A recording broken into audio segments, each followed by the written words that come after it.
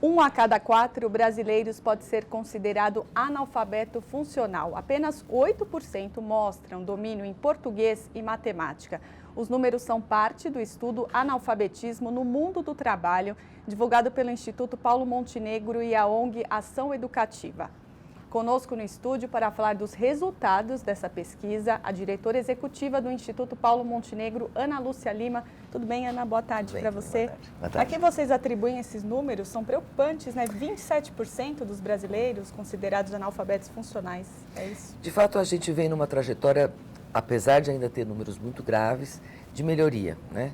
Esse estudo vem sendo feito desde 2001 e ele vem, de uma certa maneira, acompanhando o resultado positivo do aumento de número de pessoas na escola e de um aumento do número de anos que as pessoas ficam na escola. Quando a gente começou a medir isso em 2001, os analfabetos funcionais eram 39%, baixaram para 27%. O que está nos preocupando agora é que desde 2009 chegaram nesses 27%, está mais ou menos estacionado nisso. Desde né? 2009? 9, mais ou menos. Então, o que a gente ganhou de 39% para cair para 27% foi muito mais como uma consequência de quantidade de educação, né? Mais gente na escola, mais anos na escola. E acho que o próximo salto agora se fará a partir de qualidade na educação, né? Que ela, de fato, essa permanência na escola se reverta em aprendizagem, em domínio, em oportunidade de desenvolver concretamente essa habilidade de leitura, de escrita e de matemática.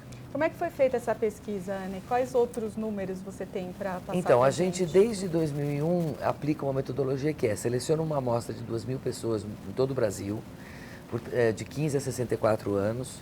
A gente não está falando de uma avaliação escolar, né? Hoje a escola brasileira está bem coberta em termos de avaliação de desempenho na escola e o nosso desafio foi exatamente medir o que acontece para além da escola. Né? São pessoas que parte delas ainda está estudando, como seria natural nessa faixa etária, mas parte já deixou de estudar. Então selecionamos essa amostra de 2.000 pessoas representativas dos brasileiros nessa faixa etária, batemos na porta, pedimos licença e aplicamos uma coisa que de um lado é uma prova, pequeno teste, e de outro um questionário para conhecer melhor as características dessa pessoa. Esse teste não supõe, a gente não está interessado em medir conhecimentos escolares, né? Não estou interessado em medir gramática, ortografia, se a pessoa sabe se é com S ou com Z, não é esse o nosso ponto. Mas é saber se ela sabe ler, interpretar, se expressar por escrito em situações do cotidiano.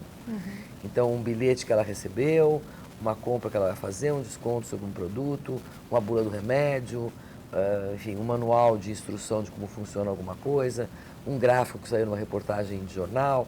É esse o contexto que a gente está medindo. E qual que é o impacto disso no mercado de trabalho? Quem são essas pessoas que estão se formando e indo para o mercado de trabalho? A gente fez essa entrevista, ou essa parte de campo de levantamento dos dados, no primeiro semestre do ano passado, onde a crise, apesar de já ter começado, não estava tão aguda quanto ela está agora. Então, talvez a gente não esteja captando exatamente a situação atual.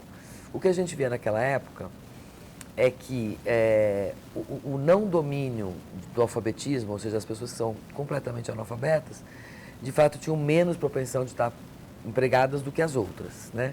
Enquanto, em média, nesses nossos entrevistados, 65% estavam empregados, entre as pessoas que são analfabetas, só 47%. Então, a falta dessa habilidade diminui a possibilidade de estar empregado. E quem estava na ponta de cima da escala, com proficiência completa, essa proporção de empregados subia para 75%. Mas no meio, tanto aqueles que estão alfabetizados rudimentarmente, quanto os outros que são alfabetizados sim, mas com limitações, estavam todos equivalentemente empregados. O que nos faz pensar em duas coisas. Por um lado, com o agravamento da crise, certamente o empregador vai trocar, né, pessoas mais frágeis na sua formação por pessoas mais fortes.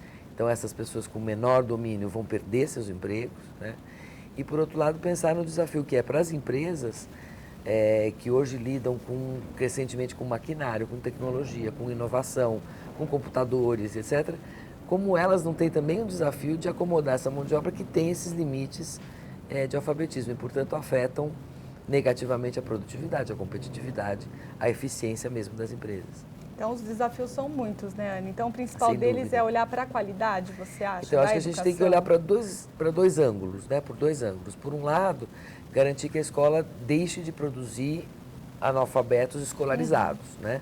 E eu não estou falando só do analfabeto absoluto. Ler não é só uma competência do tipo que você tem ou não tem. Você tem graus de domínio desse alfabetismo. Então, a escola, o ensino médio devia ser o necessário e suficiente para que todo mundo saísse dali um leitor proficiente. E hoje a gente vê que isso, de fato, não acontece. Então, por um lado, é fechar a torneira de que a escola continue produzindo pessoas com baixo grau de alfabetismo ou insuficiente para o que ela estudou.